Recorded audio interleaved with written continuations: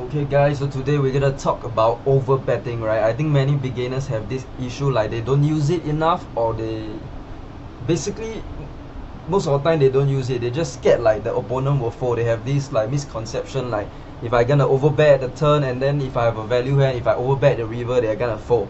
But that's a misconception. So I will show you guys how to implement more overbets to increase your win rate and get more EV, right?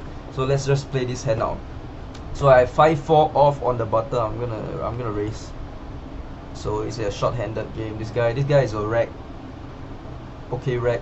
So he calls flop 2 pair. So on this flop he checks to me standard, right? And we are quite deep, so I will go definitely large. But I think most of the time I will go large on this board unless there's specific reason. But I'll go, this is like a B75 to pot size bet. Maybe you can use some overbet, but mostly using a large size. So he checks to me, I just gotta go B75 here with my standard sizing. He calls. So turn is the jack of diamonds. So many like players, even like good players, sometimes they don't use the overbet enough. So like, of course villain gonna check, right? So they will go for like a B75 again, or like maybe a pot, right? Or B75. But there's the reason, like the game is called no limit holder. It's not like pot limit or maha. It's no limit. So you want to make use of the fact that it's no limit. So because, okay, example, you bet B75 here, pot and overbet, right? There's not much difference. I'll give you an example. So for example, a villain got a hand like 8-9 of diamond, right? 8-9 of diamond, you bet B75, he's gonna call, right? You bet pot, he's gonna call. You're gonna overbet it, he's gonna call, because he has so much equity. So we want to target those hands, right? Or example, a hand like okay, example,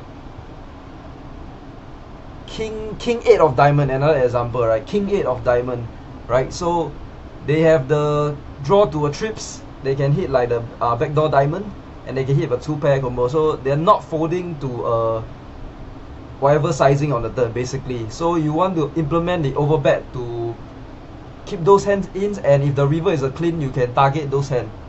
So you want to use the overbet.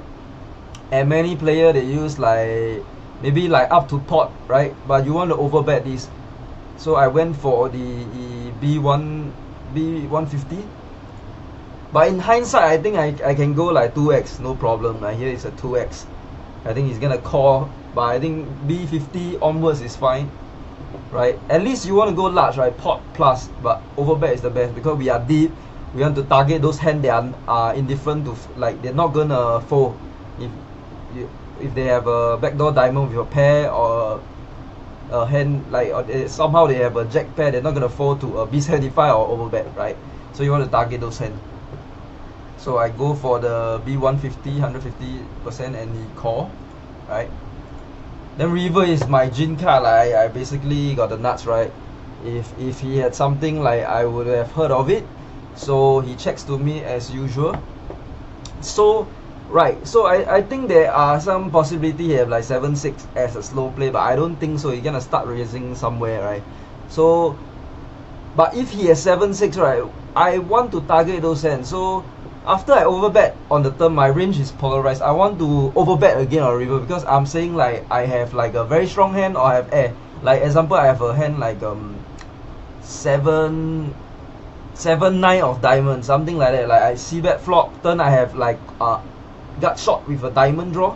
So I overbetting that as a bluff. Or example, I have a queen king of diamond, is a bluff on the turn. But usually if I were to bluff it, I will use something with a 7 blocker hand, like a 9-7 of diamond, example, right? So when I overbet the turn, he calls. His range can be like jack X, or like ace 8, king 8, some like even a 7-6, some frequency. So we want to target those hands. So after overbet the turn, if we want to bet river is as a bluff or value, we want to polarize again. So we're gonna overbet again.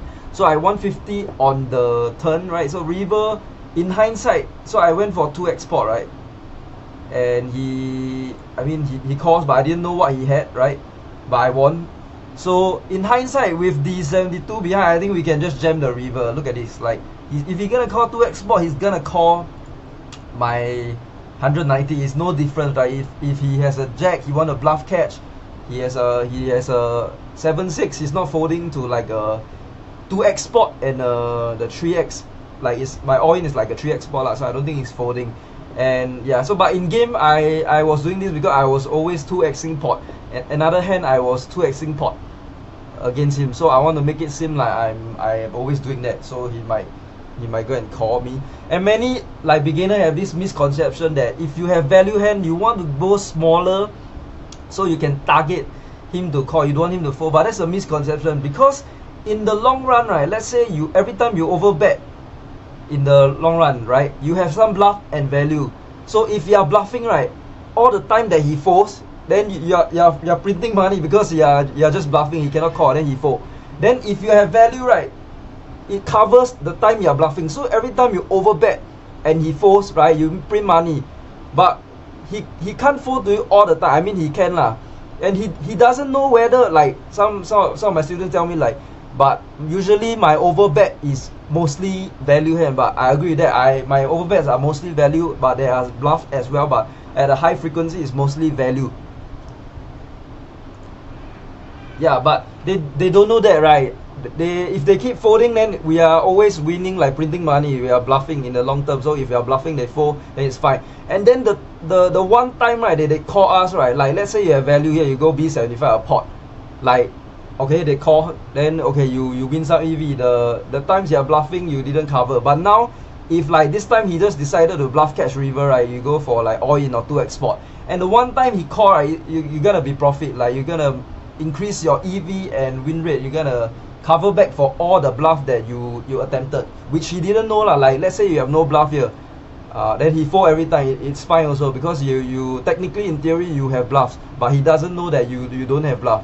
So if they keep folding, then you can add in the bluff and it's fine. And sometimes when you have value, they call you, you're gonna scoop a very juicy high like 3x spot lah, instead of like now if I bet pot it's like 66, right? But if I all in 92 and he fold all the time, it's fine. Let's say I'm bluffing, okay? But if I have value, he called just one time, 192, like, alright, here I went 2x lah. But if I all in and he called this one time, I'm gonna be making like an additional, the pot is 60, I'm gonna be making an additional like $120 more. That's like crazy high rate line.